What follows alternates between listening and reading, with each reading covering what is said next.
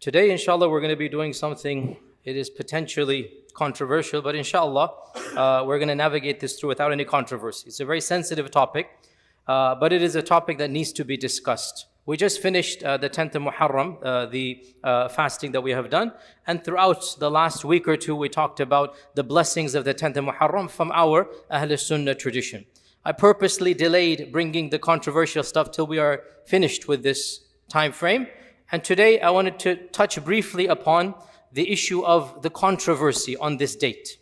As most of us are aware, and the next generation is becoming aware, and there's no point hiding this, the 10th of Muharram is a very disputed date amongst the two strands of Islam.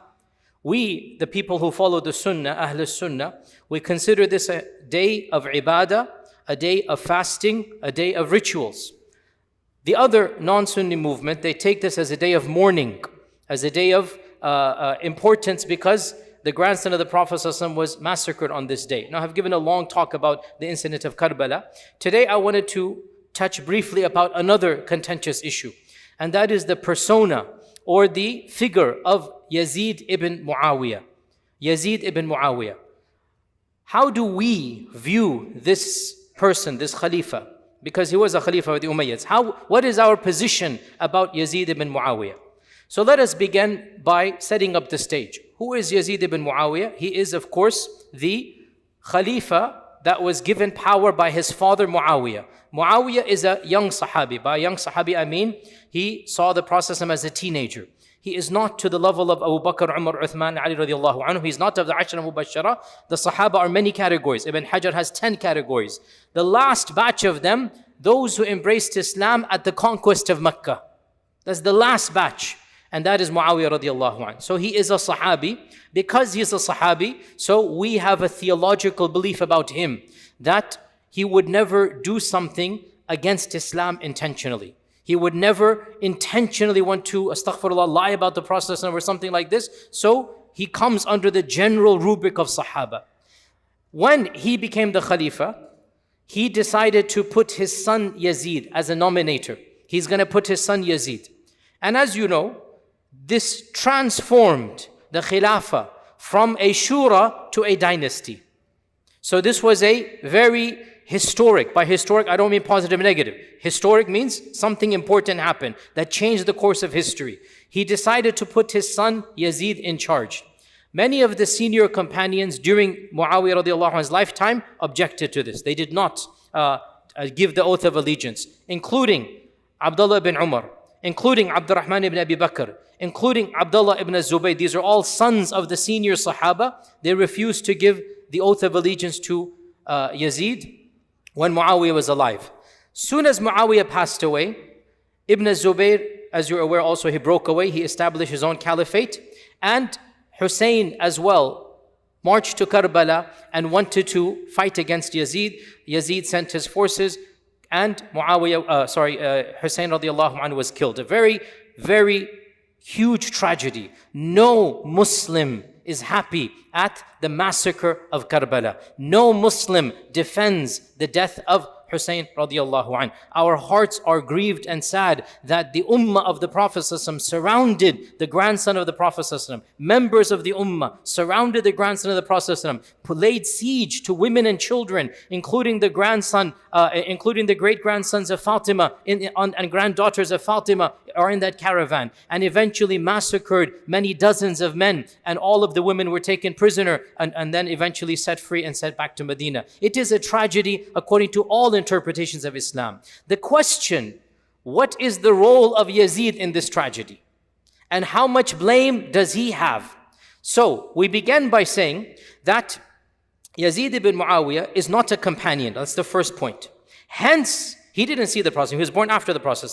Hence, there is no theological status given to the children of the Sahaba. It's a very important point. The children of the Sahaba are completely normal. Some are good, some are bad. Doesn't matter. In fact, FYI, you can look up the books of history. The main general that was involved in the massacre of Karbala was one of the sons of Sa'd ibn Abi Waqqas. Big tragedy. He's not a companion. The son of Sa'd ibn Abi Waqqas, Umar ibn Sa'd ibn Abi Waqqas, was actually the general who was besieging Hussein radiallahu anhu. The children of the Sahaba are not special status. Some are good and some are other than this. So Yazid is a child of somebody who saw the Prophet ﷺ. It doesn't give him any special privilege. Now also, of the things about Yazid as well, is that a number of things happened in his khilafah that compounded his notoriety in history. Not just this. Al-Dhahabi mentions, his khilafah began, he was only khalifa for 2.5 years, very short period of time, barely 3 years. In those 3 years, 3 tragedies, one after the other, each one of which is a huge tragedy. Imagine happening in one caliphate, in one reign.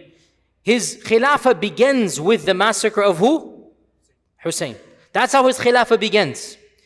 And it ends with his army surrounding Mecca, throwing catapults and destroying the Kaaba because Ibn Zubayr rebelled against him. Ibn Zubayr had his caliphate. And in the middle was the massacre of the people of Medina. SubhanAllah.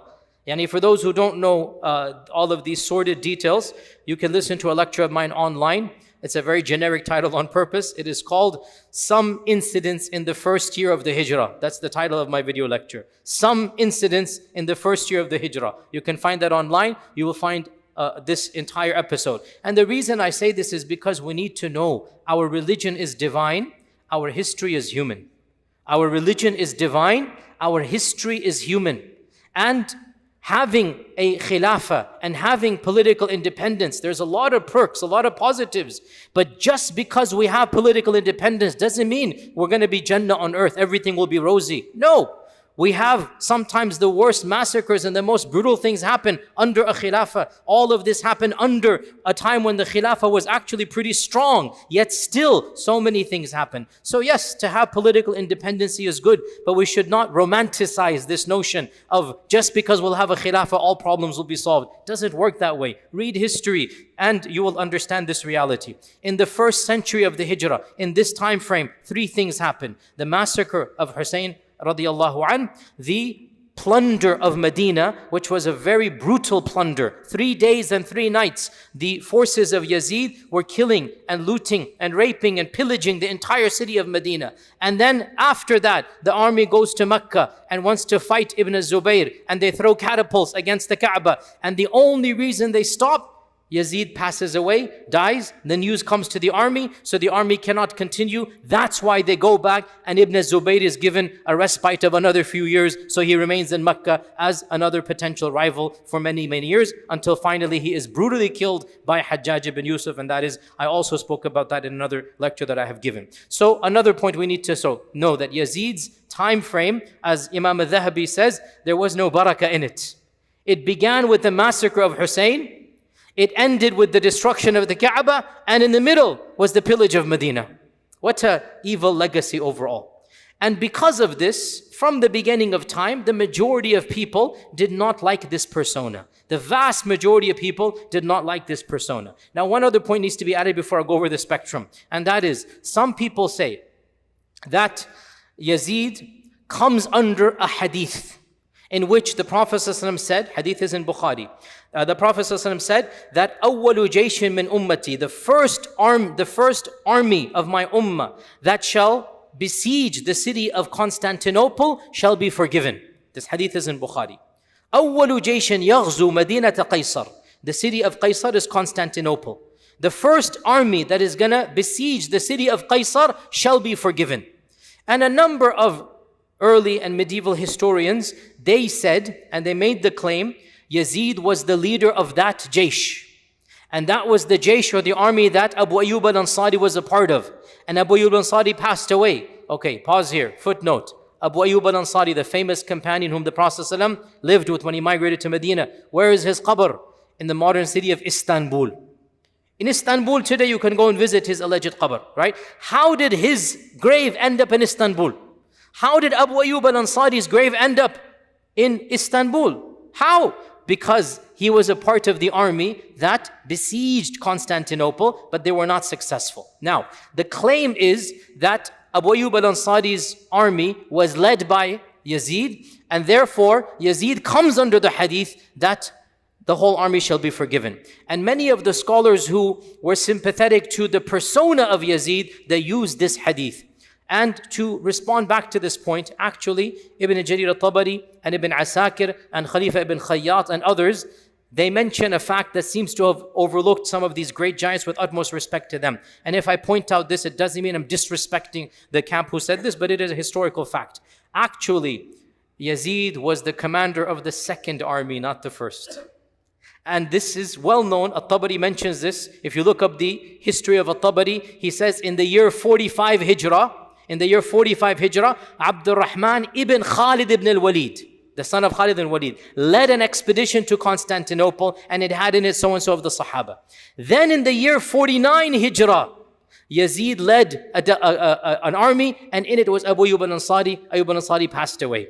So Yazid is not the commander of the first army that went to Constantinople. So this is something you could look up historically, and those who claim so, utmost respect, they seem to have overlooked there was one army that went before. Hence, that hadith does not apply to Yazid. Now, other scholars point out, even if you want to say that this is a generic hadith, this does not mean that every single person will automatically be forgiven. Rather, the hadith is general, and there can be specific exceptions. And especially when somebody does extreme dhulm, like this person did, doesn't mean we take a general hadith and use it to forgive specific dhulm. Nonetheless, these are generic points to point out that, what am I trying to say before I get to the actual lecture here? That is, there is nothing special that we can mark Yazid with as having been forgiven or a Sahabi. No. Rather, he is just like any person of his era. Now we look at the negatives he has done. Now, the brief lecture I'm going to give, because this is a very detailed topic, I wanted to introduce to you that within our Ahl Sunnah scholarship, there is a spectrum of opinion about Yazid ibn Muawiyah. There's a spectrum of opinion. And you have the entire line, the entire spectrum, from outright kafir to defending him. We have this entire spectrum historically. I'm just giving you the facts right now. I'm not giving you my opinion right now. I'm simply telling you, you should be aware. Why is this spectrum? Because, and this is the key point, we do not believe that the incident of Karbala is a theological one. It is a historical one. So if somebody has another opinion about the interpretation of the events, it doesn't make that person a deviant, a heretic. No. Karbala took place after the death of the Prophet ﷺ by 30 years, 40 years, 50 years. There can be no theology. The Quran has been finished, revelation. The Prophet ﷺ is no longer amongst us. Karbala and the massacre of Hussein is a historical tragedy, not a theological one. Our theology doesn't change. Iman doesn't change. Allah and His Messenger doesn't change. The Quran does not change. It is a historical tragedy. Therefore, if a person differs about interpreting the blame of Yazid, we can disagree, but the person doesn't become a heretic, a wrong belief. You understand the point here, right? From our perspective, the tragedy of Karbala is not something that is a part of our theology. It's a historical tragedy. And therefore, if a person disagrees about what percentage of blame to give to Yazid, because that's really the question. That's really the question. The question is not, was it good to massacre? A'udhu billah. Nobody says this. Nobody says this. Everybody is angry and curses the actual killers of the Prophet ﷺ's grandson. Who can possibly sympathize with them? No Sunni, much less anybody else, is going to sympathize with them. The question is, what percentage of the blame is on Yazid? How much did he know? How much did he command? How much was he tacitly aware? Or was he innocent completely, and it happened and he didn't want it to happen? You understand the question here, right? Depending on how you answer that question, you will get the spectrum of opinion, right?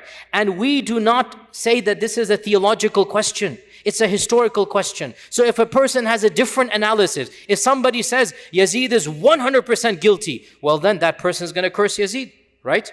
And if somebody says, no, Yazid did not command it. Rather, this was Ibn Ziyad who did it, the governor of Iraq, not Yazid himself. Yazid is in Damascus. Ibn Ziyad is in Kufa, the governor. So the governor and the Khalifa, there's no phone call, there's no WhatsApp and messages. It'll take 3 weeks for the messages to come. So if somebody says, Yazid did not command the killing. Ibn Ziyad commanded it. Then he's going to get angry at Ibn Ziyad and he's going to say, Ibn Ziyad is the governor. He's going to say Yazid is faultless.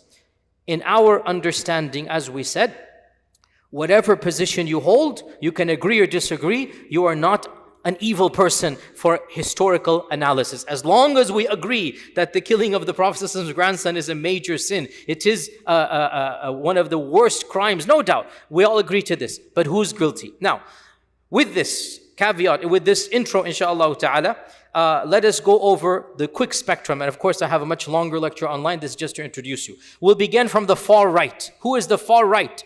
Those who excommunicated Yazid. They said he's a kafir, he's not even a Muslim. And you have small groups here.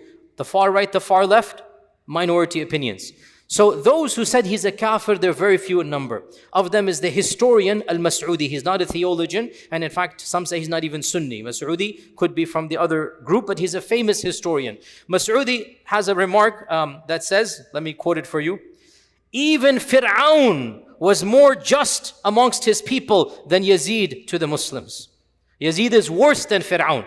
Okay, so he's completely excommunicating him. You have also Ibn Aqil al-Hanbali, consider him to be a non-Muslim. Al-Alusi, the famous Mufassir. Al-Alusi, great scholar of tafsir, mainstream Sunni. He said that the one who killed the grandson of the Prophet ﷺ, it is not possible that he has iman. Not possible. Just like he said, if somebody threw the mushaf on the ground and he knows it's the mushaf, are you going to say he's a Muslim? No. So too, the one that intentionally killed, and then he says that Yazid gave the command. So if you believe Yazid gave the command, you believe this, then you are going to go to the position of he's not a Muslim. But this is a small minority opinion. Another opinion, which is more mainstream, is that he is an evil Muslim and we should curse. We should put Allah's la'na. The general rule, we don't give la'na on another Muslim, right? The general rule, we do not say Allah yal'anak or la'natullahi alayk. We don't say this. But a group of scholars said, we should curse Yazid. Exceptions are made, and Yazid is one of those exceptions. And this is a very well-known opinion. And we have, for example, Abu Ya'la, the famous Hanbali scholar, allowed this. The famous Shafi'i scholar, Ilkiya al-Harrasi, he was very explicit in this regard. He said, so-and-so has two opinions. You should curse, you should not curse. So-and-so has two opinions. You should curse, you should not curse. As for me, I have one opinion. It is wajib to curse. I'm going to curse Yazid. So you have this opinion as well. The famous theologian Taftazani, who wrote a book of Aqaid al-Taftazani, he put it as a point of Aqidah, a Sunni Aqidah, that we are going to curse Yazid ibn Muawiyah. So you have a position that you're going to curse him. Ibn al-Jawzi, the famous Hanbali alim, mufassir, Shaykh, and historian. Ibn al-Jawzi is an all-rounder. He's one of the luminaries, died 595. Ibn al-Jawzi wrote a booklet. And in that booklet, the point of the booklet to prove that we're supposed to curse Yazid ibn Muawiyah. So we have that opinion. It is fairly mainstream. Now, the next on the spectrum. So you have, we curse him. The next on the spectrum, we strongly criticize, but we don't say la'natullah. We don't use la'na. We strongly criticize, but no need to give Allah's la'na on a person who said the kalima. Whatever his crime, no need to say the la'na. This position, perhaps I would say, is the majority opinion of Ahl Sunnah, historians and theologians. If you look at and compile, and I've done my little bit of research in this regard, in my humble analysis and opinion, this is the majority of our scholars. They are on this wavelength. We don't like Yazid. There is no defense of Yazid. We criticize Yazid. We harshly criticize Yazid. But there's no need to invoke la'na on anybody who says the kalima. And this is the position of many scholars. Ibn Asakir, Ibn al-Athir, Ibn Taymiyyah has many times said this. Ibn Taymiyyah said that people went to extremes with regards to Yazid. Some defended him, and some considered him to be a saint, and the others considered him to be a kafir, and said, you must give la'na. And he goes, as for us, Yazid was a king amongst the kings, and he has many evil things that he has done. And of his biggest crimes, according to Ibn Taymiyyah, is that he did not reprimand the killers of Hussein. Ibn Taymiyyah's analysis is that Yazid did not command the killing of Hussein. But when the news reached him, he did not punish the perpetrators. So, that's a problem. If you didn't command it, then you should punish those who did it. But he didn't punish. So Ibn Taymiyyah says he deserves to be criticized for this. And that is his analysis. Al-Dhahabi as well, as I said, Al-Dhahabi says, Allah did not put any barakah in Yazid's era. There was no barakah in Yazid. He began with the massacre, he ended with the destruction of the Kaaba, in the middle was the pillage of Medina. There was no good in the time of Yazid. Also Ibn Kathir has a lot of harsh words for, Ibn Kathir the Mufassir, Ibn Kathir the historian, has a lot of harsh words for Yazid, but he doesn't curse him. So this is the I would say the majority middle position. Now we turn towards the other side now. We're going on the barometer, right? From kafir to la'na, to get angry but no na'na. Now we go to the next position. What is the next position? We stay silent, and it is prohibited to give la'na, and maybe even we shouldn't criticize. Maybe we shouldn't criticize. So this is the position of a number of scholars, most famously Imam al-Ghazali.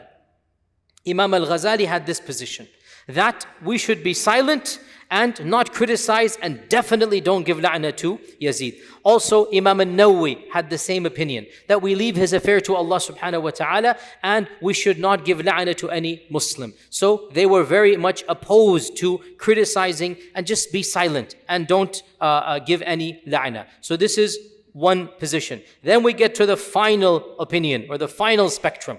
What is the final spectrum? Did anybody defend Yazid? There's a small group of people who defended the persona, but not, as we said, the massacre of Karbala. As we said, nobody in Ahl Sunnah defended the massacre of Karbala. Alhamdulillah, nobody can do that. It goes against Iman to do that. But there were few people, they said Yazid is 100% innocent. No blame whatsoever. He has no blame for Karbala. And therefore they defended some of the good, whatever good they found in the history books, whatever, they defended. And in particular, there was a theologian in 5th century Damascus by the name of Abdul Mughith al-Baghdadi. He wrote an entire book, Fi Fada'ili Yazid, regarding the blessings of Yazid. And in it he tried to find ways to exonerate and whatnot. And it was because of this book, we said, remember that, Ibn al-Jawzi wrote a book criticizing Yazid. Remember that? It was because this scholar wrote a book praising Yazid that Ibn al-Jawzi wrote his counter to this. And he blasted the scholar and he said Yazid should be cursed, etc., etc. So we have this entire spectrum over here. To conclude, the position that a person holds regarding Yazid is not a point of theology. Hence, we should not make it more important than it's a point of history. We should also avoid sectarianism in this regard. Sectarianism, it is my humble opinion, you have heard me speak a lot about this, that these sensitive issues, there's no point ignoring them, because our children are asking.